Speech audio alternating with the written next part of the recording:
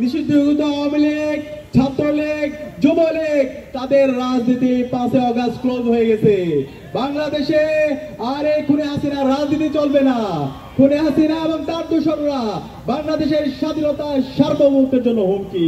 ফ্যাসিবাদ কায়েমের মাধ্যমে বাংলাদেশে খুনে হাসিনা এবং তার দোসররা গত 16 বছরে বাংলাদেশকে একটি অকার্যকর রাষ্ট্রে পরিণত করেছিল। 2000 ভাই বোনকে শহীদ করেছে, আমাদের 40,000 ভাই বোনকে গাজী করেছে। আমাদের শহীদদের আত্মত্যাগের মাধ্যমে এবং আমাদের গাজীদের আত্মত্যাগের মাধ্যমে আজকে আমরা ফ্যাসিবাদ মুক্ত বাংলাদেশ পেয়েছি।